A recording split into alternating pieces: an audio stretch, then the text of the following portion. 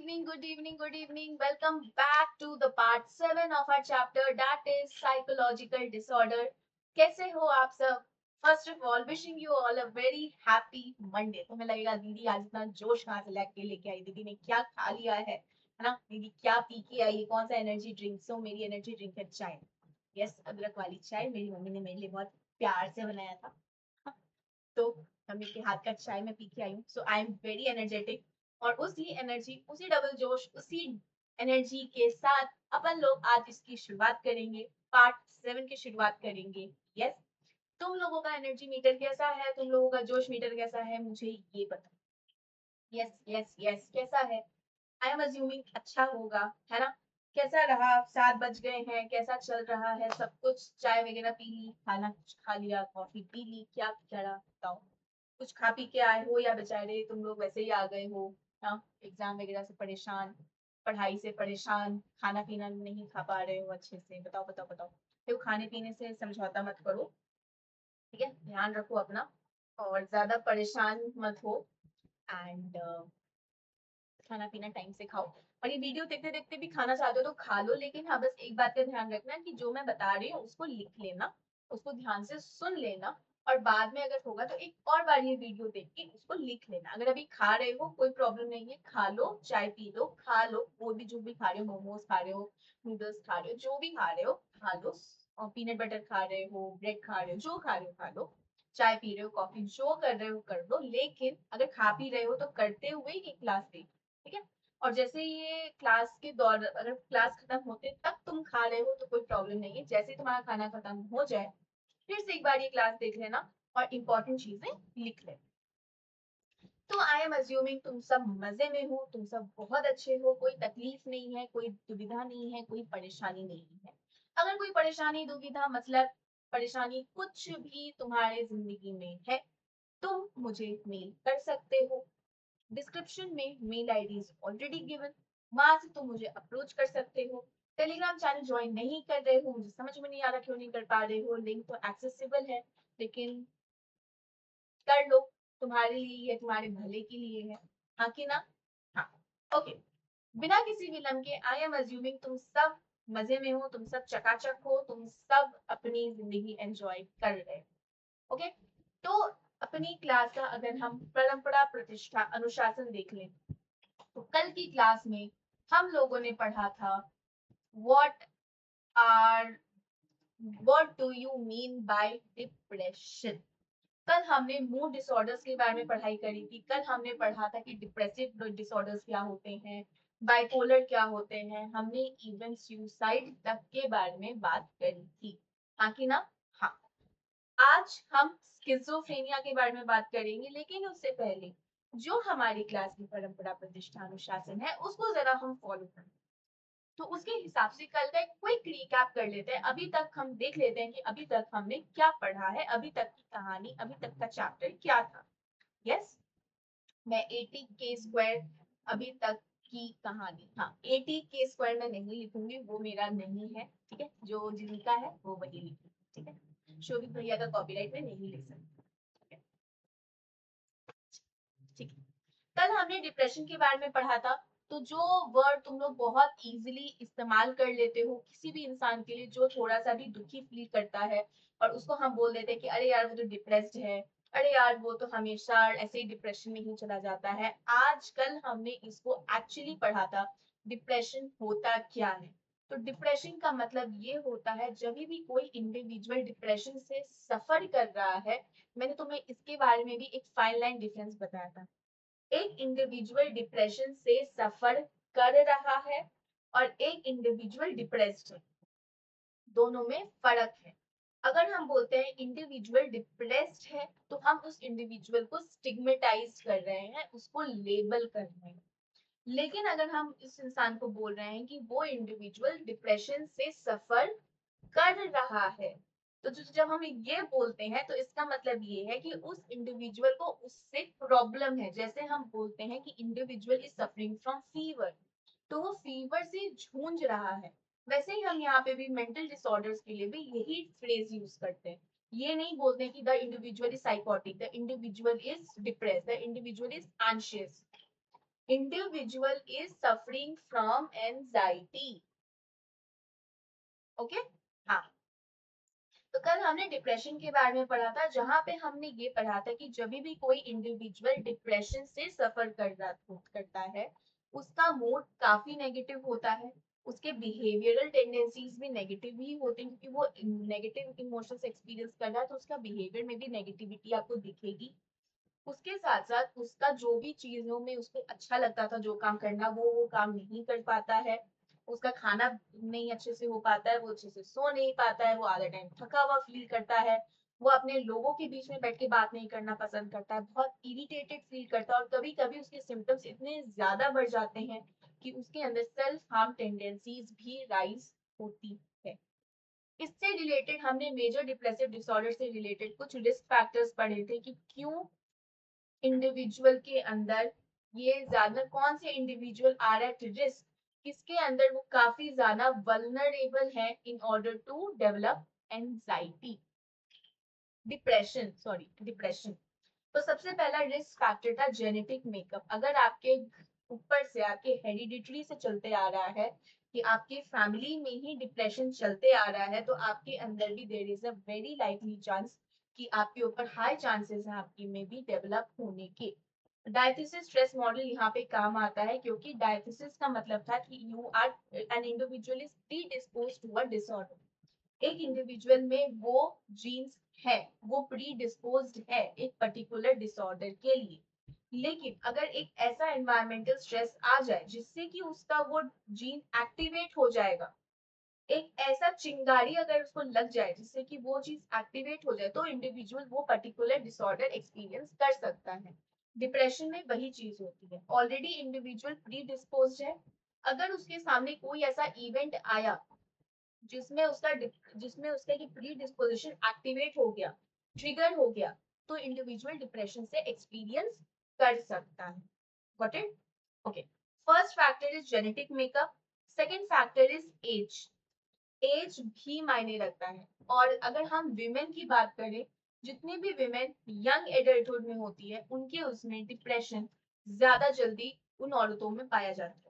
लेकिन अगर हम मेल्स की बात करें, उनके अंदर डिप्रेशन जो है वो ज्यादा अर्ली मिडिल एज में होता है, 40 to 55 या 60 के बीच में they experience, they are at a high risk of developing depression. उसके बाद थर्ड फैक्टर आता है जेंडर। जेंडर क्या होता है कि यहाँ पे भी जेंडर के ऊपर भी बात करी गई कि औरतों में डिप्रेशन ज्यादा रिपोर्ट किया गया है एज कम्पेयर टू मेन। चौथा factor is all about your negative life event, and पांचवा फैक्टर इज जब आपको सोशल सपोर्ट अच्छा नहीं मिलता। इसके बाद ये हमने डिप्रेशन के बारे में इतना पढ़ा था। इसके बाद हमने बाइपोलर के बारे में पढ़ा। बाइपोलर मैंने क्या पढ़ाया था कि हमारा जो मूड होता है वो एक कॉन्टिनम पे होता है, कॉन्टिनम मतलब एक सीरीज में होता है, और उसके दोनों एक्सट्रीम्स पे वी हैव डिप्रेशन, और एक एक्सट्रीम पे होता है हमारे पास बाइपोलर, और बीच में आ जाता है हमारा नॉर्मल मूड। अगर इंडिविजुअल इस तरफ ज्यादा मूव करेगा तो डिप्रेशन, अगर इस तरफ ज्यादा मूव करेगा तो बाइपोलर। बाइपोलर दो तरीके का होता है, एक होता है बाइपोलर 1, एक होता है बाइपोलर 2। अगर मैं बाइपोलर 1 की बात करूं, तो बाइपोलर 1 में आता है मेनिया प्लस डिप्रेशन। लेकिन अगर मैं बाइपोलर 2 की बारे में बात करूं, तो यहाँ आता है हाइपोमेनिया प्लस डिप्रेशन। ठीक है जी। अब मेनिया क्या होता है?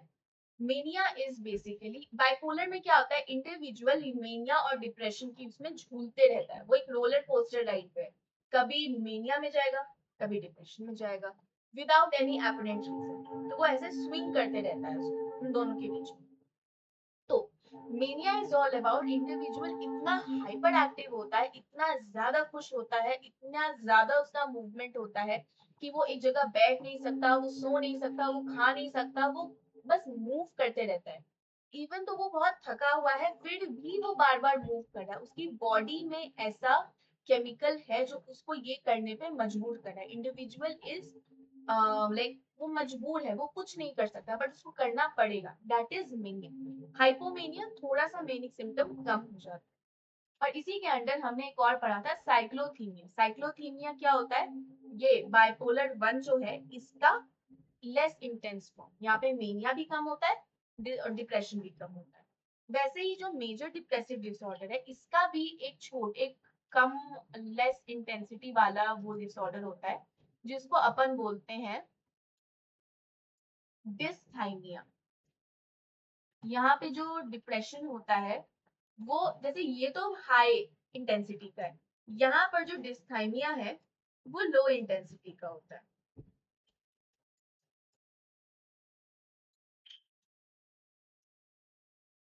ओके जी, समझ गए? कोई डाउट? होपफुली नहीं है। हाँ जी, कि हमने कल इसको पढ़ा था। हाँ, ओके। ये हमने बाइपोलर 1, बाइपोलर 2 और साइक्लोथीमिया पढ़ लिया। डिप्रेशन का हमने डिस्थाइमिया भी पढ़ लिया। अब हमने इसके बाद सुसाइड के बारे में पढ़ा था। तो हमने सुसाइड के बारे में पढ़ा था कि कैसे यहाँ पर बहुत सारे फैक्टर्स, जैसे आपके biological, sociological, cultural, genetic, environmental, सारी चीजें साथ में मिलकर काम करती है। इसके पीछे काफी रिस्क फैक्टर्स होते हैं जब इंडिविजुअल ऐसा कदम उठाता है, एक्सट्रीम कदम उठाता है। सबसे पहला एक किसी मेंटल डिसऑर्डर का प्रेजेंस होना, या किसी भी तरीके का वायलेंस, अब्यूज एक्सपीरियंस करना, किसी भी तरीके का नेचुरल डिजास्टर एक्सपीरियंस करना, या पहले के कोई भी सुसाइडल अटेम्प्ट्स करना, ये सब एक स्ट्रॉन्ग फैक्टर है। कब ये चीजें बढ़ती है, कब ये प्रॉब्लमैटिक होता है, कहाँ से ये, इसका रूट कॉज क्या है? कोई भी इंडिविजुअल के अंदर सुसाइडल बिहेवियर जब भी दिखता है, इट इज ऑल बिकॉज वो इंडिविजुअल जो है अच्छे से अपना प्रॉब्लम सॉल्व नहीं कर पा रहा है, स्ट्रेस मैनेज नहीं कर पा रहा है और इमोशनली अपने आप को एक्सप्रेस नहीं कर पा रहा है। जब वो तीन चीज ऐसे नहीं कर पा रहा है, अलोंग विद दैट अगर उसके मन में कहीं भी ख्याल भी आता है इसका, तो वो ये चीज एक्शन करना चाहता है क्योंकि उसके मन में कहीं ना कहीं ये ख्याल है कि अगर मैं ये कदम उठा लूंगा तो मैं अपनी दुनिया से, या मैं अपनी दुनिया से, लड़का हो या लड़की हो कोई भी हो, उसको लगता है कि ये कदम उठाने से मेरी जिंदगी की जितनी भी मेरी तकलीफें हैं, जो भी परेशानियां हैं, सब एक मार में खत्म हो जाए। उस इंडिविजुअल को ये लगता है। ठीक है? तो इसके बारे में बहुत ज्यादा लेबलिंग होती है, इसके बारे में बहुत ज्यादा स्टिग्मा भी है हमारे ऑल अराउंड। तो जो भी इंडिविजुअल ऐसा कुछ करने का सोचता भी है, क्योंकि इसके बारे में बहुत लेबलिंग है, तो जो इंडिविजुअल ये करने की कोशिश भी करता है वो हेल्प नहीं ले पाता है। क्योंकि अगर वो किसी से हेल्प लेगा तो लोग बोलेंगे अरे देखो ये तो सुसाइड कर रहा है, ऐसी भी क्या बात हो गई, वो उसको लेबल करेंगे। तो वो उस लेबलिंग से, उस स्टिग्मा से बचने के लिए वो इंसान ये कदम उठा लेता है। तो वो हेल्प नहीं ले पाता है और सही समय पे उसको हेल्प मिल भी नहीं पाती। अगर पता भी चल जाता है तो उसको हम हेल्प नहीं कर पाते। हाँ। इसी से रिलेटेड डब्ल्यूएचओ ने बहुत सारे मेजर्स दिए थे कि आप क्या क्या कर सकते हो, है ना? एक्सेस ही लिमिट कर दो, ट्रेनिंग दो लोगों को कि वो उससे लोगों की हेल्प कर सके। जिसने ऑलरेडी करने की कोशिश करी है, सुसाइड अटेम्प्ट करने की कोशिश करी है, उसको एक कम्युनिटी हेल्प दो, कम्युनिटी केयर करो, ये सारी चीजें। जनरली देखा गया है जो लोग सुसाइड अटेम्प्ट करने की कोशिश करते हैं इनका सेल्फ एस्टीम बहुत कम होता है। क्यों होता है कम? क्योंकि उनका, वो पढ़ाई अच्छे से नहीं कर पा रहे हैं, उनका अपने चीजों में इंटरेस्ट नहीं आ पा रहा है, वो जितनी भी कोशिश कर रहे हैं वो सब फेल हो रही है। ये सब चीजों की वजह से उनके ग्रेड्स, परफॉर्मेंस, अटेंडेंस, हर जगह पर डिफिकल्टी होती है, तो उससे उनका सेल्फ एस्टीम कम हो जाता है। तो कुछ ऐसे तरीके हैं जिससे कि आप सेल्फ एस्टीम अगर इंडिविजुअल का इंक्रीज करो तो इससे ये जो सुसाइडल थॉट्स हैं ये थोड़ा सा दूर हो जाएंगे। तो जो भी इंडिविजुअल जो है वो पॉजिटिव एक्सपीरियंसेस एक्सपीरियंस करे, पॉजिटिव लाइफ एक्सपीरियंसेस, जिससे कि उसकी आइडेंटिटी अच्छी हो, वो कॉन्फिडेंस उसका बिल्डअप हो, उसका ट्रस्ट बिल्डअप हो, वो अपने लिए कुछ ऐसे गोल्स बनाए जो कुछ स्पेसिफिक हो, मेजरेबल हो, अचीवेबल हो, रेलेवेंट हो और time bound, that is smart. Yes, ये हमने पढ़ा था कल की क्लास में। बोलो हाँ कि ना? हाँ। अब आज की क्लास में इतना हमारी कल की क्लास का डिवीजन हो गया। आज की क्लास में हम क्या पढ़ेंगे? That is schizophrenia spectrum and other psychotic disorder. अब देखो स्पेक्ट्रम क्या होता है? स्पेक्ट्रम मतलब ये, स्पेक्ट्रम बोलो, कॉन्टिनम बोलो, सब एक ही बात है। आज हम स्किज़ोफ्रेनिया के बारे में सिर्फ पढ़ने वाले हैं। अब schizophrenia spectrum and other psychotic disorders. सबसे पहले एक ब्रीफ आइडिया ये दे दो, स्किज़ोफ्रेनिया है क्या? सबसे पहला, स्किज़ोफ्रेनिया हमारे साइकोलॉजिकल डिसऑर्डर्स में सबसे इम्पोर्टेंट चैप एक और डिसऑर्डर आता है आफ्टर डिप्रेशन, क्योंकि स्किज़ोफ्रेनिया में आपकी सोचने समझने की क्षमता काफी ज्यादा चेंज हो जाती है। आप अलग तरीके से सोचने लगते हो, आपकी इरेशनल थिंकिंग बहुत ज्यादा हो जाती है। आप सही गलत, आप रियलिटी में जो है कोई भी चीज एक्सेप्ट नहीं कर पाते हो, आपकी रियलिटी डिस्टॉर्टेड होती है। ये स्किज़ोफ्रेनिया होता है ना? तो स्किज़ोफ्रेनिया का जो है ये एक ग्रुप ऑफ साइकोटिक डिसऑर्डर है। ये स्किज़ोफ्रेनिया एक टर्म है जो एक ग्रुप ऑफ साइकोटिक डिसऑर्डर्स को रिप्रेजेंट करता है, जहां पर आपका पर्सनल, सोशल, ऑक्यूपेशनल फंक्शनिंग पूरा खराब हो चुका है as a result of disturb thought processes, strange perception, unusual emotional states and motor abnormalities. क्या क्या क्या कहा मैंने? स्किज़ोफ्रेनिया एक टर्म है, एक टर्म है, जैसे फ्रूट एक टर्म है और उसके अंदर बहुत सारे फ्रूट्स आ जाते हैं, वैसे ही स्किज़ोफ्रेनिया एक टर्म है जिसके अंदर जो एक ग्रुप ऑफ साइकोटिक डिसऑर्डर्स को रिप्रेजेंट करता है। साइकोटिक डिसऑर्डर्स क्या होते हैं? वो डिसऑर्डर जो आपके पर्सनल, सोशल, ऑक्यूपेशनल, पर्सनल मतलब तुम्हारा खुद का डेली लाइफ रूटीन, सोशल मतलब तुम्हारा अपने आजू अपने क्लोज लोगों के साथ बातचीत, ऑक्यूपेशनल तुम्हारा काम करने का, जो तुम्हारा काम वगैरह जो है, जो तुम्हारा ऑफिस का काम है, स्कूल का काम, वो सब जब खराब हो जाता है due to what? Due to आपकी इरेशनल थिंकिंग, डिस्टर्ब्ड थिंकिंग, आपका अजीब इमोशनल स्टेट, आपका मोटर एब्नॉर्मैलिटी, ठीक से चल नहीं पाना या ऐसे स्टैच्यू बन जाना, मैं ऐसा बताऊंगी इसका क्या मतलब होता है। और आपका अलग अलग तरीके का परसेप्शन, आपका परसेप्शन अलग तरीके का होना, अजीब सा होना। तो जब ये चारों चीजें मिलके इंडिविजुअल के पर्सनल, सोशल, ये जब चारों चीजें इंडिविजुअल के अंदर होती है तो वो उसका पर्सनल, सोशल और ऑक्यूपेशनल लाइफ पूरा खराब कर देता है। तो ये एक डेबिलिटेटिंग डिसऑर्डर माना जाता है। डेबिलिटेटिंग डिसऑर्डर क्या होता है? ये प्रोग्रेसिव होता है। ये, अच्छा चलो डेबिलिटेटिंग का मतलब देखते हैं। ये इतनी मतलब, डेबिलिटेटिंग का मतलब जहां तक मुझे समझ में आ रहा है वो वही होता है। हाँ, डेबिलिटेटिंग का मतलब यही होता है कि वो जब ये डिसऑर्डर होता है तो इस डिसऑर्डर की वजह से आपकी बॉडी वीक वीक वीक, कमजोर पे कमजोर पे कमजोर होते जा रही है इस डिसऑर्डर की वजह से। तो इसमें जो भी इंडिविजुअल को स्किज़ोफ्रेनिया है उसका जो सोशल और साइकोलॉजिकल कॉस्ट है वो काफी ज्यादा भयानक होता है। Not only for the individual जो इससे सफर कर रहा है, बट उसकी फैमिली के लिए भी, उसकी सोसाइटी के लिए भी, हर किसी के लिए ये एक बहुत बड़ा कॉस्ट है, बहुत बड़ा एक उसके मतलब फैमिली और उसके कॉस्ट पे है ये चीज। मतलब बहुत ज्यादा एक्सपीरियंस करना पड़ता है, बहुत ज्यादा सफर करना पड़ता है। सिर्फ इंडिविजुअल जो सफर कर रहा है वो नहीं एक्सपीरियंस कर रहा है वो चीज, जो जिस इंडिविजुअल को ये हो रहा है सिर्फ वो सफर नहीं कर रहा है, साथ में उसके फैमिली भी कर रही है, साथ में सोसाइटी भी कर रही है। ओके, स्किज़ोफ्रेनिया समझ में आया? छोटा सा समझ में आया कि क्या है, इसलिए क्यों हम इसको बोलते हैं कि इतना भयानक है। हाँ कि ना? अब इसमें तुम सिर्फ इसके सिम्टम्स पढ़ोगे और सिम्टम्स के ऊपर ही क्वेश्चंस आते हैं। या तो तुमसे पूछ लिया जाएगा कि पूरा स्किज़ोफ्रेनिया का सिम्टम बताओ, या तुमसे पूछ सकते हैं कि सिम्टम इसके 3 तरीके के होते हैं, पॉजिटिव, नेगेटिव, साइकोमोटर। पॉजिटिव भी पूछ सकते हैं, नेगेटिव भी पूछ सकते हैं, सिर्फ सिर्फ सिर्फ पॉजिटिव भी पूछ सकते हैं, सिर्फ नेगेटिव भी पूछ सकते हैं, या सिर्फ साइकोमोटर भी पूछ सकते हैं, या पूरा भी पूछ सकते हैं एज अ 6 मार्क। तो अब सिम्टम को बहुत ध्यान से सुनो, ठीक है? Symptom of schizophrenia. तो जो स्किज़ोफ्रेनिया के सिम्टम्स हैं उसको हमने 3 कैटेगरी में ग्रुप किया है। 3 कैटेगरीज क्या है? पॉजिटिव सिम्टम,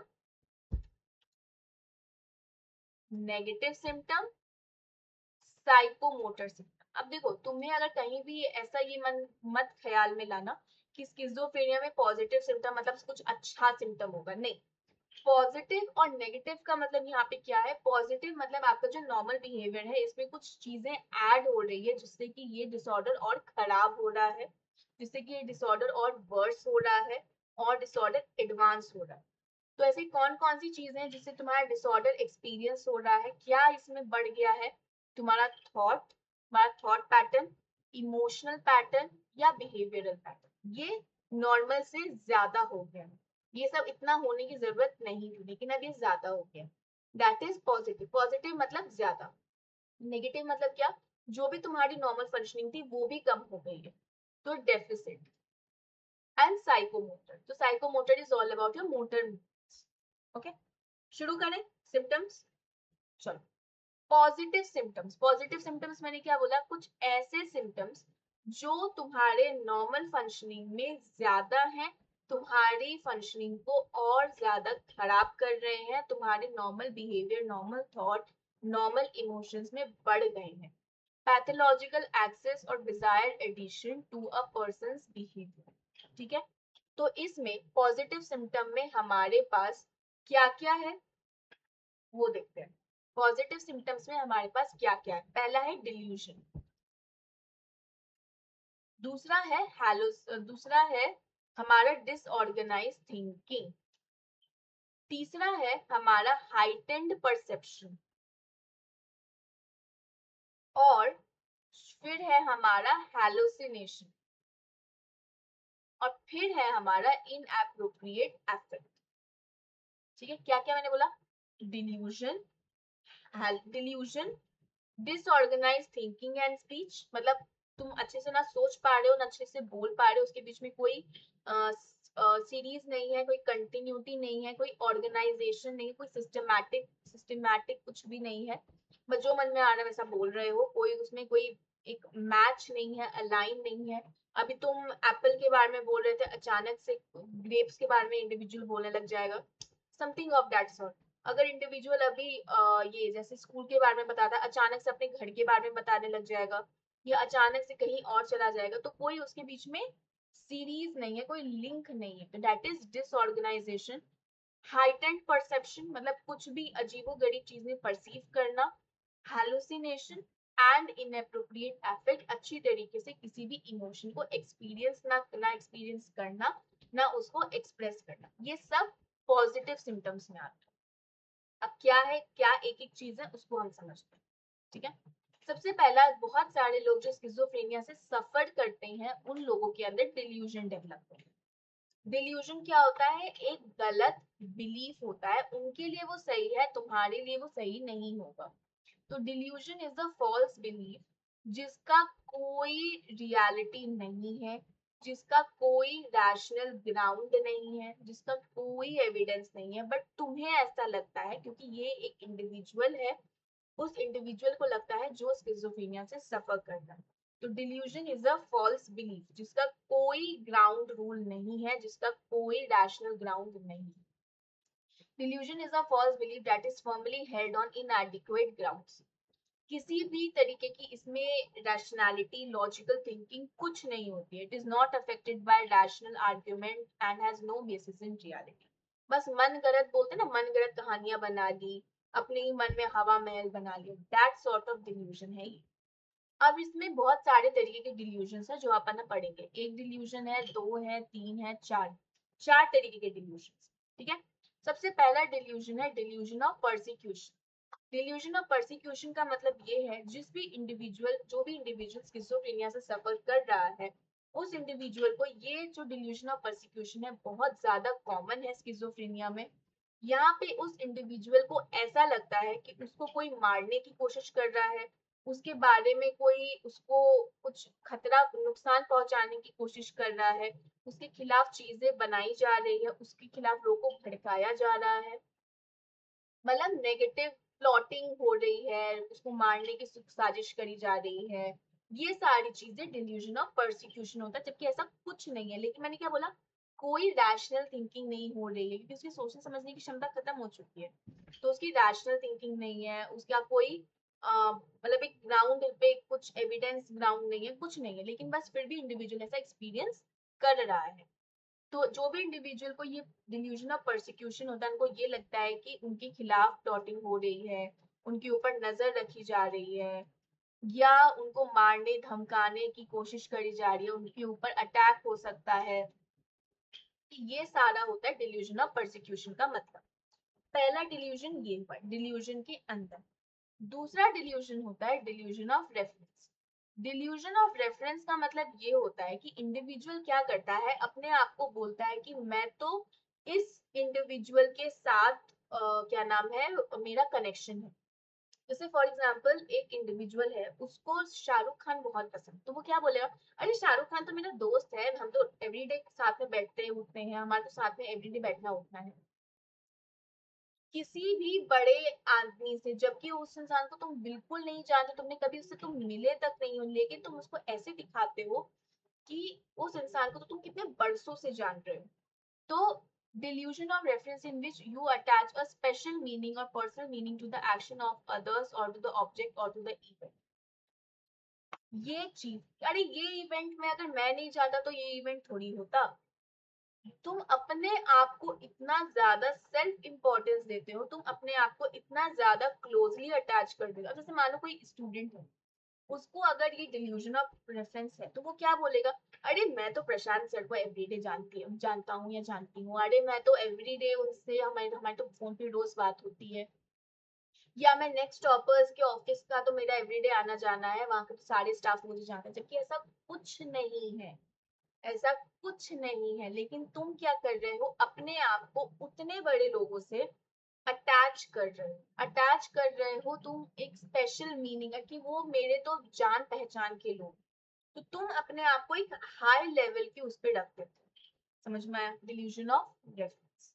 अब आता है डिल्यूजन ऑफ ग्रैंडियर। यहाँ पर तुम्हें ऐसा लगता है कि तुम्हारे अंदर पूरे ब्रह्मांड की शक्तियां हैं, तुमसे ज्यादा पावरफुल तो कोई हो ही नहीं सकता। I am the ultimate God, तुम्हें ये वाला परसेप्शन है कि मैं ही भगवान हूँ, या मैं इस दुनिया का सबसे बड़ा आदमी हूँ, या मैं इस दुनिया का सबसे पैसे वाला इंसान हूँ। स्पेशल एम्पावर्ड तुम फील करते हो अपने आप को एज अ इंडिविजुअल। कोई जो जिसको भी ये स्किज़ोफ्रेनिया हो रहा है, वो अपने आप को ऐसा भी फील करेगा। डिल्यूजन ऑफ कंट्रोल, इसमें क्या होता है, जो भी इंडिविजुअल एक्सपीरियंस कर रहा है, उसको लगता है जो भी वो सोच रहा है, बोल रहा है, महसूस कर रहा है ना, फील कर रहा है, सब कुछ दूसरे कर रहे हैं, दूसरे उसको कंट्रोल कर रहे हैं। वो अपने मर्जी से कुछ नहीं कर रहा, सब दूसरे कर रहे हैं। तो वो एक रिमोट कंट्रोल है, वो एक रोबोट है जिसको कमांड दिया जा रहा है, वो उसको फॉलो कर रहा है, वो अपना कुछ नहीं कर रहा, दूसरे उसको कंट्रोल कर रहे हैं। चार समझ में आया। डिल्यूजन ऑफ डिल्यूजन खत्म हो गया। Delusion is a false belief जिसका कोई ग्राउंड रूल नहीं है, जिसका कोई एविडेंस नहीं है, जिसका कोई रियलिटी से लेना देना नहीं है। उसके अंदर चार आते हैं डिल्यूशन। डिल्यूजन ऑफ परसिक्यूशन, जहाँ पे लगता है इंडिविजुअल को कि उसको कोई मारने वाला है, उसको डराने वाला है, धमकाने वाला है, उसके ऊपर नजर रखी जा रही है, उसको ऐसा लगता है कि ऐसा कुछ नहीं होता। दूसरा होता है delusion of reference. Delusion of reference का मतलब क्या होता है कि वो इंडिविजुअल अपने आप को रेफर कर देता है, अपने आप को अटैच कर देता है with some high individual, high celebrity, या कोई बड़े सेलिब्रिटी के साथ, बड़े नाम के साथ, कि मैं तो उसको अरे बहुत अच्छे से जानता हूँ, हमारा तो एवरीडे चाय वगैरह पे हम जाते हैं, या हम एवरीडे फोन पे बात करते हैं। तीसरा हो गया डिल्यूजन ऑफ ग्रैंडियोर, जहां पर आपको ऐसा लगता है कि आपसे शक्तिशाली, आपसे बहुत पैसे वाला, आपके जितना कोई ब्रह्मांड में आपके जितना कोई शक्तिशाली तो हो ही नहीं सकता। चौथा, या आप तो भगवान ही हो, you even feel like that. एक इंडिविजुअल जो इसे एक्सपीरियंस कर रहा है, उसको ये भी लगता है कि वो तो भगवान ही है। एंड चौथा डिल्यूजन ऑफ कंट्रोल, कि उसका जो भी इंडिविजुअल, उसकी जो थिंकिंग है, इमोशंस है, फीलिंग है, behaviour, everything is controlled by others, उसके कंट्रोल में कुछ नहीं है। ये हो गया डिल्यूजन। अब सेकेंड थिंग हम इसमें पढ़ेंगे स्किज़ोफ्रेनिया। डिल्यूजन समझ में आया, ये हुआ पॉजिटिव सिम्टम का पहला एक सिम्टम। स्किज़ोफ्रेनिया का जो पॉजिटिव सिम्टम है उसका सबसे पहला सिम्टम है डिल्यूशन। अब जो दूसरा सिम्टम है पॉजिटिव सिम्टम का वो है फॉर्मल थॉट डिसऑर्डर।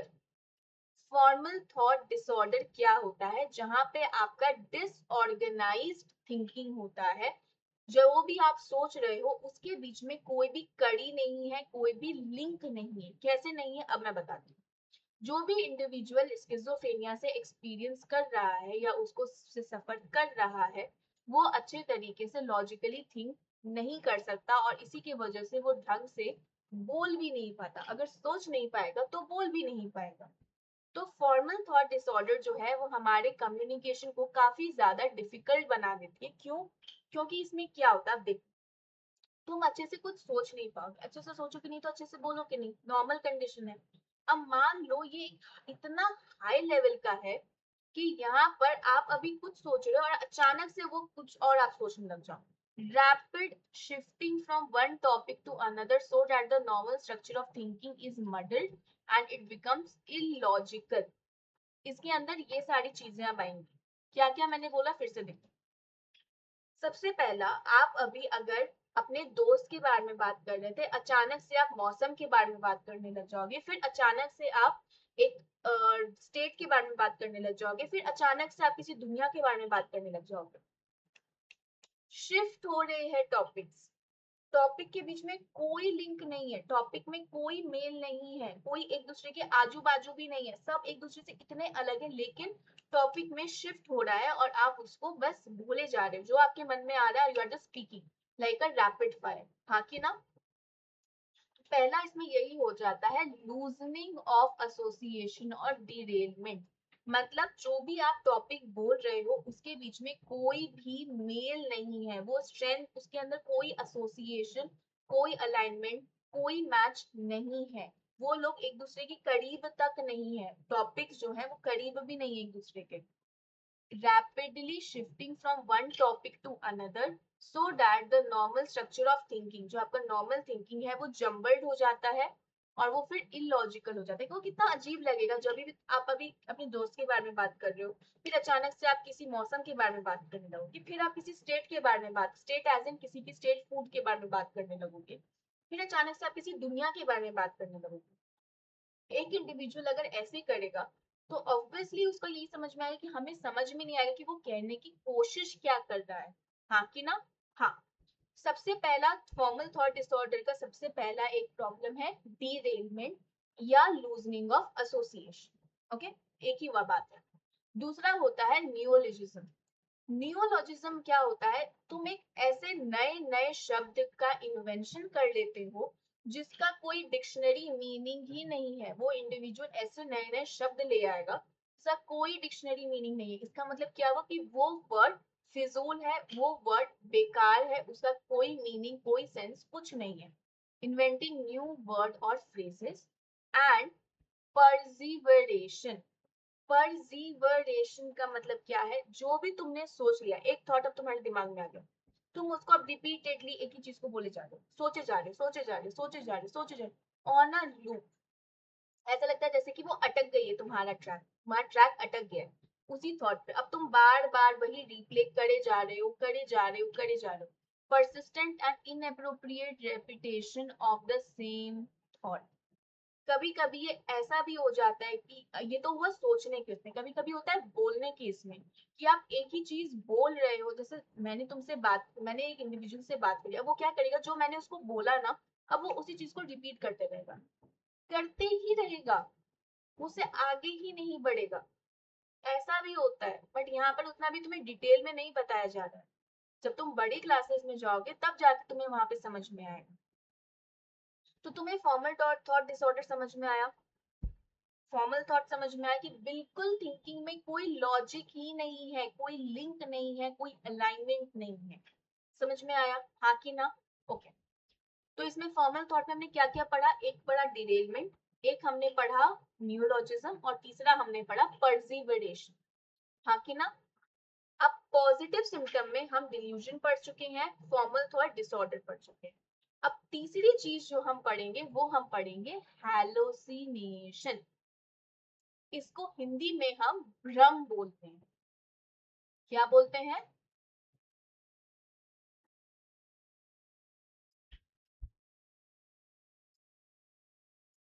भ्रम बोलते हैं, बोलते हैं ना। जैसे हम कभी बैठ ऐसे नॉर्मल भी होता है ना, हम बैठे हुए हैं और हमें अचानक से किसी की आवाज आएगी, फिर हम जाके पूछेंगे तो बोलेगा नहीं ऐसे तो कोई आवाज, तो भ्रम होता है ना। That is hallucination. तो ये है तीसरा सिम्टम हमारा पॉजिटिव सिम्टम ऑफ स्किज़ोफ्रेनिया में, दैट इज हेलुसिनेशन। हेलुसिनेशन क्या होता है? वो ऑब्जेक्ट, वो चीज एग्जिस्ट भी नहीं कर रही है बट फिर भी हमें लगता है कि वो चीज एग्जिस्ट कर रही है, हम उसको एक्सपीरियंस कर सकते हैं। ये होता है हेलुसिनेशन, या हम उसको परसीव कर पा रहे हैं। Hallucination is basically perception, misperception, that अगर in the absence of external stimuli. अभी कोई गाना नहीं बज रहा, अभी सैयारा का गाना नहीं बज रहा, बट अचानक से मुझे सुनाई दे देगा कि हाँ सैयारा का गाना बज रहा है। मुझे ऐसा लग रहा है कि सैयारा का गाना बज रहा है बट रियल में तो ऐसा कुछ हो ही नहीं रहा। हेलुसिनेशन। ऐसा नहीं है दीदी पागल हो गई है, कभी कभी नॉर्मल कभी कभी नॉर्मल भी होता है, नॉर्मल इंडिविजुअल के साथ भी ये चीजें हो जाती है, लेकिन जो इंडिविजुअल स्किज़ोफ्रेनिया से सफर कर रहा है उसके साथ ही बहुत ज्यादा होता है। अब हेलुसिनेशन जो है ना, वो 5 सेंसेस जो है हमारे उसके बेसिस पे होता है। 5 सेंसेस क्या क्या है? Eyes, like vision, auditory, vision, auditory, gustatory, olfactory and tactile. हाँ कि ना? हाँ।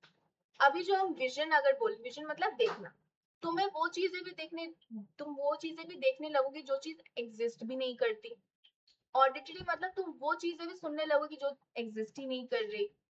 गस्टेटरी मतलब तुम्हें उस चीज का भी तुम टेस्ट परसीव करने लगोगे, या जिस जो एक्चुअली तुमने कुछ खाया भी नहीं है अभी बहुत लंबे समय से, फिर भी तुम्हें उसका टेस्ट आ जाएगा, तुम उसको टेस्ट कर सकते हो। ओल फैक्ट्री इज व्हाट, तुम कोई भी चीज का स्मेल ऐसा कर सकते हो जो भी एक्चुअली है भी नहीं, फिर भी तुम उसको स्मेल कर सकते हो। और टैक्टाइल मतलब तुम्हें कोई भी चीज तुम्हें ऐसा लगेगा कि तुम्हें दर्द हो रहा है, लेकिन वो चीज कुछ ऐसा है ही नहीं जिससे कि तुम्हें दर्द एक्सपीरियंस, या तुम्हें ऐसा लगेगा कि कोई तुम्हें ऐसे चुट्टी काट रहा है ना, ऐसे ऐसे कर रहा है, लेकिन कोई नहीं कर रहा है, फिर भी तुम्हें वो एक्सपीरियंस हो रहा है। Hallucination in the absence of external stimuli, फिर भी आप चीजों को जब परसीव करते हो, दैट इज हेलोसिनेशन। और पांचों सेंसेस पे होते हैं। अब सबसे पहला हेलोसिनेशन जो सबसे ज्यादा देखा जाता है स्किज़ोफ्रेनिया में, मोस्ट कॉमन है, वो है ऑडिटरी। तो ऑडिटरी चाहे नॉर्मल हो या चाहे वो इंडिविजुअल जो स्किज़ोफ्रेनिया से सफर कर रहा है, सब में ऑडिटरी सबसे ज्यादा होता है। हमें वो चीजें भी कभी कभी सुनाई देती है जो हम एक्चुअली वो कोई बोल भी नहीं रहा, जो वो कुछ ऐसा कुछ भी प्ले भी नहीं हो रहा, बट फिर भी हमें वो चीजें सुनाई दे। तो ऑडिटरी हेलुसिनेशन सबसे ज्यादा कॉमन होता है। क्यों? क्योंकि यहाँ पे जो भी इंडिविजुअल इस चीज से सफर कर रहा है उसको कुछ ऐसे आवाजें आती है या कुछ ऐसे साउंड, ऐसे कुछ धुन वगैरह वो सुन सकता है जिसमें जो एक्चुअली एग्जिस्ट कर ही नहीं रही है। तो पेशेंट हियर साउंड और वॉइसेस दैट स्पीक वर्ड्स, उनको ऐसी ऐसी चीजें सुनाई दे रही है जहाँ पे उनको सुनाई दे रहा है कि कोई कुछ बोल रहा है, कोई मेरे बारे में बोल रहा है, कोई मेरे बारे में रेफरेंस लेके किसी और को कुछ बोल रहा है। ये सारी चीजें इंडिविजुअल सुन सकता है। पेशेंट हियर साउंड और voices that speak words, phrases और sentences directly to the patient, या तो डायरेक्टली पेशेंट को बोल रहा है, या तो वो पहले इंसान सुनेगा, या वो ये सुनेगा कि उसके बारे में किसी और से बात हो रही है। दो केसेस समझ में आए। एक केस ये हुआ कि उस इंडिविजुअल को ये लगा कि उसी से कोई बात कर रहा है, तो उसको क्लियर वो वर्ड्स, फ्रेजेस, सेंटेंसेस सब सुनाई देंगे। पहला केस हुआ ये। दूसरा केस हुआ इंडिविजुअल को ये सुनाई देगा कि उसी को रेफरेंस में लेते हुए, अरे पता है वो ना ऐसे बोल रही है, वो ना ऐसे सुन सोच रही है, मेरे बारे में ही मुझे सुनाई देगा कि मेरे बारे में लोग किसी और से बात कर। तो that is the two type. तो जो जब इंसान डायरेक्टली मेरे से बात कर रहा है, जो भी इंडिविजुअल जब उसको लगता है कि उसी से कोई डायरेक्ट बात कर रहा है, तो जब वो उसके वर्ड्स, साउंड, सेंटेंसेस जब सुन सकता है, that is called second person hallucination. और जब उसके बारे में किसी और से बात करी जाए उसके रेफरेंस को लेके, that is called third person hallucination. तो ये दो तरीके के हैलुसिनेशन ऑडिटरी के अंदर आते हैं, ठीक है। उसके बाद ये तो हुआ ऑडिटरी, उसके अलावा और भी अलग अलग तरीके के हैलुसिनेशंस होते हैं। एक होता है टैक्टाइल हैलुसिनेशन। यहाँ पे इंडिविजुअल को क्या लगता है कि उसको ऐसे कोई गुदगुदी कर रहा है या उसको अजीब सा जलन जलन जैसा सेंसेस आ रहा है ना, ये हुआ टैक्टाइल। फिर आ जाता है सोमैटिक, कि उसके बॉडी में कुछ हो रहा है, उसके ऊपर कुछ चल रहा है ना, अंदर हो रहा है, अंदर में कुछ हो रहा है जबकि ऐसा कुछ है नहीं, लेकिन फिर भी उसको ऐसा लग रहा है। उसके बाद विजुअल हैलुसिनेशन, उसको कोई इंडिविजुअल दिख सकता है जबकि वो इंडिविजुअल एग्जिस्ट भी नहीं करता, या कुछ को मतलब ये सारी हो गई विजुअल। उसके बाद हो जाएगा गस्टेटरी, जो कुछ ऐसी ऐसी चीजों का स्मेल आएगा, सॉरी टेस्ट आएगा जो अजीब सा होगा, है ना। और एक हो जाएगा ओल्फैक्टरी, उसको कोई भी चीजों का स्मेल आएगा जो एग्जिस्ट नहीं करता। ये सारी चीजें किसी भी एक्सटर्नल स्टिमुलस के एब्सेंस में होगी, इस बात का ध्यान रखना। इल्यूजन और हैलुसिनेशन में एक फर्क है, तुम्हारे जूनियर्स को भी मैं बता रही हूँ, उनको इल्यूजन पढ़ाया है, तुम्हें हैलुसिनेशन पढ़ाना। अब एक बात ध्यान से सुनो, इल्यूजन और हैलुसिनेशन में फर्क है। इल्यूजन तब होता है जब स्टिमुलस प्रेजेंट होता है, हैलुसिनेशन तब होता है जब स्टिमुलस एब्सेंट होता है। इन दोनों के बीच में फाइन लाइन डिफरेंस यही है। इल्यूजन किसी भी इल्यूजन किसी भी ऑब्जेक्ट के प्रेजेंस में होता है, हैलुसिनेशन किसी भी ऑब्जेक्ट के एब्सेंस में होता है। Got it? समझ में आया? इल्यूजन में जो भी ऑब्जेक्ट मेरे सामने है उसको मैं मिस इंटरप्रेट कर लूंगी या मिस परसीव कर लूंगी, लेकिन हैलुसिनेशन में मैं क्या करूंगी, वहां पे ऑब्जेक्ट एग्जिस्ट ही नहीं करा, उसके बावजूद मैं उसको उस ऑब्जेक्ट को परसीव कर सकती हूँ। दोनों का फाइन लाइन डिफरेंस समझ में आया? हाँ। तो अभी हमने तीसरा जो पॉजिटिव सिम्टम का जो सिम्टम है वो भी हमने पढ़ लिया। पहला डिल्यूजन पढ़ा, फिर हमने फॉर्मल थॉट डिसऑर्डर पढ़ा, फिर हमने ये पढ़ लिया हैलुसिनेशन। चौथा है हमारा इनएप्रोप्रिएट अफेक्ट, मतलब जो भी सिचुएशन है उसके विपरीत हम इमोशंस दिखाएंगे। अगर सिचुएशन डिमांड कर रही है खुशी, तो हम दुख बनाएंगे, दिखाएंगे, हम दुखी हो जाएंगे, हम दुख वाले इमोशंस, सैड इमोशंस दिखाएंगे या रोने वाले इमोशंस दिखाएंगे। लेकिन अगर कोई दुख के इमोशन है, कोई दुख वाला सिचुएशन, तो उसमें हम जोरों जोरों से हंसने लगेंगे या जोरों जोरों से मतलब एक्साइटमेंट दिखाने लगेंगे, something opposite to the situation, emotions that are unsuited to the situation. तो ये थे तुम्हारे चार पॉजिटिव सिम्टम जो ऑफ हैलुसिनेशन। क्या तो हमने हैलुसिनेशन के कितने सिम्टम, स्किज़ोफ्रेनिया के कितने सिम्टम्स हैं? तीन, पॉजिटिव, नेगेटिव, साइकोमोटिव। पॉजिटिव हमने पूरा खत्म कर दिया। पॉजिटिव में क्या क्या पढ़ा? Delusion, hallucination, formal thought disorder and inappropriate affect. Positive symptom के ऊपर एक क्वेश्चन आ सकता है, 4 मार्क का क्वेश्चन यू कैन एक्सपेक्ट। अब जो दूसरा सिम्टम है, जो दूसरा ब्रॉड सिम्टम है स्किज़ोफ्रेनिया का, that is negative symptom.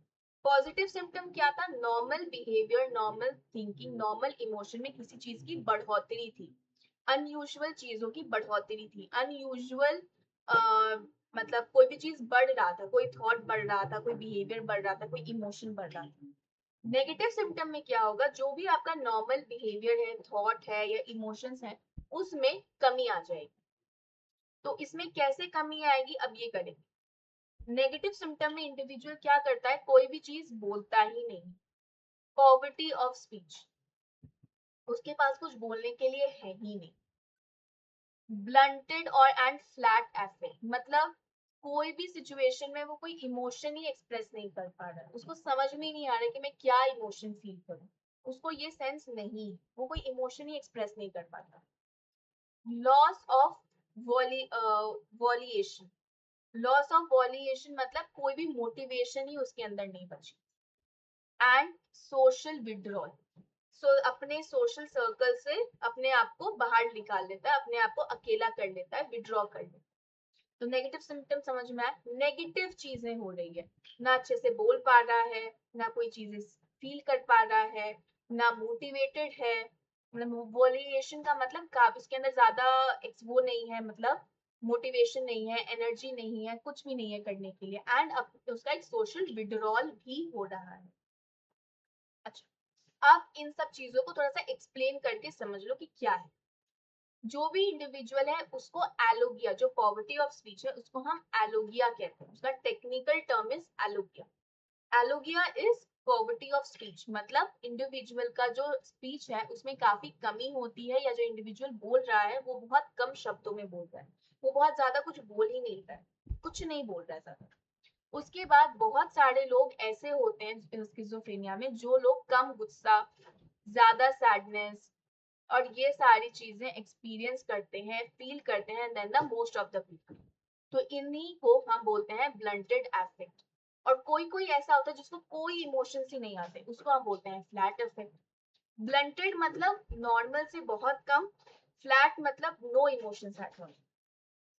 Also individual को अवोलिएशन, एवोलिएशन भी एक्सपीरियंस, एवोलिएशन या एपिथी, मतलब उसको कोई भी काम वो मोटिवेटेड ही नहीं है, एपिथी एवोलिएशन मतलब एक ही बात है, मोटिवेशन ही नहीं है, एनर्जी ही नहीं है कुछ करने के लिए, एंड इनएबिलिटी टू स्टार्ट और complete a course of a action. Individual अपने आप को सोशली विड्रॉ भी कर लेता है और अपने ही आइडियाज, अपनी ही दुनिया में मगन रहता है। Got it? समझ में आया? नेगेटिव समझ में आया, मतलब negative thought, negative behaviour, negative emotions को कम करता है। तो तुम्हें मैंने स्किज़ोफ्रेनिया का मेजर तीन ब्रॉड कैटेगरी में से दो चीजें बता दी, एक हुआ पॉजिटिव सिम्टम, दूसरा हुआ नेगेटिव सिम्टम। अब तीसरा and the last is psychomotor symptom. Psychomotor symptom is all about individual कैसे वॉक कर रहा है। देखो, जब हमने यहाँ पे पढ़ा था, मैंने क्या बोला था, स्किज़ोफ्रेनिया में क्या क्या चीजों की कमी है। सबसे पहला उसमें थॉट प्रोसेस खराब है, तो ये फॉर्मल थॉट डिसऑर्डर हमने पढ़ लिया। फिर हमने स्ट्रेंज परसेप्शन पढ़ लिया, हैलुसिनेशन आ गया।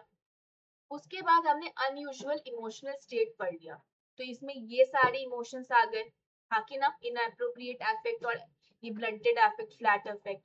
अब एक आ जाता है हमारा मोटर एब्नोर्मैलिटी, मतलब मूवमेंट में भी प्रॉब्लम है, चलने में, वो सब में भी मूवमेंट है। अब इसमें क्या होता है स्किज़ोफ्रेनिया में, काफी दिलचस्प डिसऑर्डर है, ठीक है। इसमें क्या होता है, कोई कोई इंडिविजुअल जो होता है वो ना रोबोट की तरह चलता है, एक एक धीरे धीरे कदम चल करता है, उसका जो पेस है ना वो बहुत स्लो होता है। कोई कोई ऐसा होता है वो ना वैक्सी फ्लेक्सिबिलिटी उसकी होती है। उसको क्या मतलब होता है, तो ये सब बहुत टेक्निकल टर्म है that I am using, but इसका इजी मतलब ये है कि इंडिविजुअल जैसे ना अपने आप को वैक्स की तरह बना लेता है। वैक्स मतलब मोम, देखा है मोम, कैंडल, है ना, मोमबत्ती। तो जब मोमबत्ती को हम जलाते हैं तो उसमें से वैक्स निकलती है, वैक्स पिघल जाती है, तो उस वैक्स को हम जिस तरीके से भी मोल्ड करना चाहे हम कर सकते हैं। वैसे ही ये इंडिविजुअल भी हो जाते हैं, उनको जिस तरीके से हम, जिस पोजीशन में अगर हम उनको बैठा के रखेंगे तो वो हमें वैसे बैठे ही रह जाएंगे, जिस पोस्चर में हम उनको बैठाएंगे वो घंटों तक वैसे ही पोस्चर में बैठे रहेंगे बिना किसी भी मूवमेंट के। अगर उनका मैं एक हाथ ऐसे ऊपर कर दूं तो वो वैसे ही अपने हाथ को ऐसे ऊपर ही रखेंगे, बिना किसी हाथ के मूवमेंट को ऐसे बिना करे। उनको दर्द भी होगा ना फिर भी वो ऐसे ही रखेंगे, मतलब वो अपने आप को स्टैच्यू बना लेते हैं। दैट इज साइकोमोटर सिम्टम्स, ठीक है। ये सब चीजें जब तुम बड़ी क्लासेस में जाओगे ना तो पढ़ोगे, मैं दिखाती हूँ, यहाँ पे भी कहीं ना कहीं लिखा है। तो साइकोमोटर सिम्टम क्या है, बहुत कम कम अपने मूवमेंट शो करते हैं। They move less spontaneously and make odd grimaces and gesture, अजीब अजीब फेशियल एक्सप्रेशंस बनाएंगे, अजीब अजीब जेस्चर्स करेंगे, बहुत धीरे धीरे मूव, कभी भी मूव करने लग जाएंगे लेकिन बहुत कम करेंगे। लेकिन जब ये सिम्टम्स बहुत एक्सट्रीम फॉर्म ले लेते हैं तो उसको हम कैटेटोनिया बोलते हैं, कैटेटोनिया। अब एक इसमें कैटेटोनिया तीन तरीके के, एक है कैटेटोनिया स्टपर, एक है कैटेटोनिया रिजिडिटी और एक है कैटेटोनिया पोस्चरिंग। अब मैं बताती हूँ क्या है सब। कैटेटोनिया स्टपर, कैटेटोनिया स्टपर का मतलब इंडिविजुअल जो है काफी लंबे समय तक ना कुछ बोल रहा है ना चल रहा है, काफी लंबे समय तक वो एक स्टैचू की तरह खड़ा है, स्टपर, स्टैचू बन गया। कैटेटोनिया स्टपर मतलब इंडिविजुअल एक स्टैचू की तरह बन गया है, ना वो मूव कर रहा है ना वो कुछ बोल रहा है। एक वो भी ऐसा नहीं कम समय के लिए, लंबे समय तक वो कुछ नहीं कर रहा है। स्टप हो गया, स्टैचू हो गया, स्टॉप हो गया। तो स्टपर से मतलब तुम समझ सकते हो स्टॉप। तो कैटेटोनिक स्टॉप है, इंडिविजुअल बिल्कुल मूव नहीं कर रहा, ठीक है, कोई मूवमेंट ही नहीं, मोशनलेस है। उसके बाद है कैटेटोनिक रिजिडिटी। रिजिडिटी का मतलब है वो एक रिजिड अपराइट पोस्चर घंटों तक मेंटेन रखता है। रिजिड एक ही, मैंने क्या बोला, अगर वो बैठा हुआ है, अगर वो बैठा हुआ है तो वो बैठा ही रह जाएगा। या अगर वो ऐसे बैठ के अपना दोनों हाथ ऐसे करके बैठा हुआ है और पैर भी उसके दोनों फैले हुए हैं, वो उसी पोस्चर में लंबे समय तक बैठा रहेगा। रिजिड, वो रिजिड है कि उसको चेंज ही नहीं करना, रिजिडिटी दिखेगी उसमें। तो catatonic rigidity is maintaining a rigid upright posture for hours. Rigid upright posture, सीधे ऐसे बैठ के उसी पोस्चर में वो घंटों तक बैठ सकता है। एक हो गया स्टपर, स्टपर में कोई मूवमेंट ही नहीं हो रही है। रिजिडिटी में एक पोस्चर में ही वो बैठा हुआ है लंबे समय तक। और कैटेटोनिक पोस्चरिंग में क्या है, उसका अजीब तरीके की पोजीशन में वो लंबे समय तक बैठा हुआ है। तीनों के बीच में डिफरेंस तुम देखिए, छोटा छोटा डिफरेंस है। कैटेटोनिक स्टेपर मतलब कोई मूवमेंट ही नहीं हो रही है। कैटेटोनिक रिजिडिटी का मतलब है कि वो एक अपराइट रिजिड पोस्चर में बैठा हुआ है। और तीसरा कैटेटोनिक पोस्चरिंग, अगर मैं उसका दोनों हाथ ऐसे खड़ा, ऐसे मतलब यहाँ तो दीवार में उससे नहीं कर पा रही, अगर वो अपना हाथ को ऐसे कर दूं और पैर भी मैं उसको ऐसे खोल दूं, उसी पोस्चर में लंबे समय तक बैठ सकता है। वो इंडिविजुअल बैठ जाएगा। तुम्हें मजाक लग रहा होगा, तुम्हें हंस रहे होगे, तो मुझे पता है, लेकिन वो इंडिविजुअल ऐसे बैठ सकता है, ट्रस्ट मी। अगर वो इंडिविजुअल, उसको अगर मैं खड़ा कर दूं, उस इंडिविजुअल को अगर मैं खड़ा कर दूं, उसका एक हाथ ऊपर कर दूं, एक हाथ ऐसे ऊपर कर दूं, एक हाथ मैं ऐसे कर दूं और पैर मैं ऐसे करके उसको खड़ा कर दूं, लाइक वॉकिंग वाले उसमें, वो वैसे में खड़ा हो जाएगा लंबे समय तक। Posturing, awkward desired position for a long time. इन तीनों में सिमिलैरिटी ये है, कोई भी शॉर्ट ड्यूरेशन का नहीं है, सब लंबे लंबे समय तक का है। समझ में आ रही है बात? सो यही था तुम्हारा स्किज़ोफ्रेनिया के बारे में। अगर तुम्हारे स्कूल में तुमने स्किज़ोफ्रेनिया समझ में नहीं आया, शायद अब तुम्हें समझ में आ जाए, ठीक है। अभी भी अगर समझ में ना आया तो जस्ट लेट मी नो, मैं तुम्हें और अच्छे से समझाने की मैं कोशिश करूंगी। जो हमारा इस पे मैराथन वगैरह आएगा या वन शॉट आएगा, उसमें अपन लोग इसको अच्छे से जल्दी जल्दी करेंगे, पढ़ेंगे, ठीक है जी। चलो, with this we have completed our today's class, we have come to an end today finally। थोड़ा सा अब बज गए हैं हमारे 8 बजने वाले हैं, है ना। तो तुम्हारा भी डिनर का टाइम हो रहा होगा, तो तुम भी डिनर कर लो, मैं भी अपन डिनर कर ले। देखो तुमको मैं शोध भैया की याद नहीं वो करने दूंगी, है ना, भटकने नहीं दूंगी। तुम्हारी कुछ कुछ चीजें मैं नेक्स्ट टॉपर वाली चीजें तुम्हें यहाँ मैं बता दूंगी, जिससे तुम्हें नेक्स्ट टॉपर की याद तो आएगी, बट तुम्हें थोड़ा सा अच्छा भी लगेगा, ठीक है। तो तुम आप भी डिनर कर लो, मैं भी डिनर कर लेती हूँ, ठीक है।